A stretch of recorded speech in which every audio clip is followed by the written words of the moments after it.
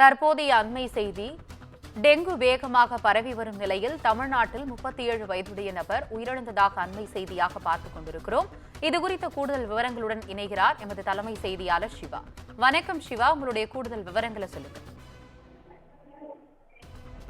வேகமாக பரவி வரக்கூடிய டெங்கு பாதிப்பு மேலும் ஒரு உயிரை காவு வாங்கியிருக்கிறது.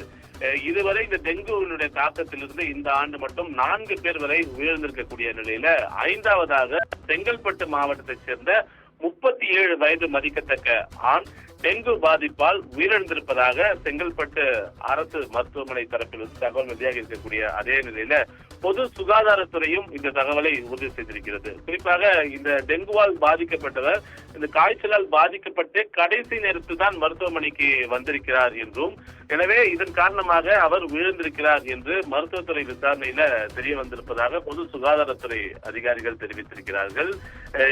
டெங்கு தமிழ்நாடு முழுவதும் வேகமாக பரவி வரக்கூடிய நிலையில இதனுடைய அதிக பாதிப்பு என்பது சென்னை, திருவள்ளூர், காஞ்சிபுரம், செங்கல்பட்டு, கோவை, திருப்பூர் உள்ளிட்ட 10 மாவட்டங்களில் இதனுடைய பாதிப்பு அதிக அளவில் இருப்பதாக ஏற்கனவே சுகாதாரத்துறை தரப்பிலிருந்து தெரிவிக்கப்பட்டிருந்தது. எனவே இதை கட்டுப்படுத்துவதற்கு போர்க்கால அடிப்படையில் நடவடிக்கை எடுக்க வேண்டும் என்று அவ்வப்போது மருத்துவத்துறை சார்பாக ஆலோசனை கூட்டங்களும் அதற்கான நடவடிக்கைகளும் எடுக்கப்பட்டு வரக்கூடிய அதே வேளையில டெங்குவை கட்டுப்படுத்துவது என்பது ஒரு சவால் நிறைந்த ஒரு பணியாக இருக்கிறது. எனவே ஏற்கனவே 4 பேர் வரை உயிரிழந்திருக்கக்கூடிய நிலையிலும் இதுவரை இந்த டெங்குவால் 12,600 பேர் வரை பாதிக்கப்பட்டிருக்கிறார்கள் என்ற ஒரு அதிர்ச்சிகரமான ஒரு தகவலும் தான் வெளியாகி இருக்கிறது.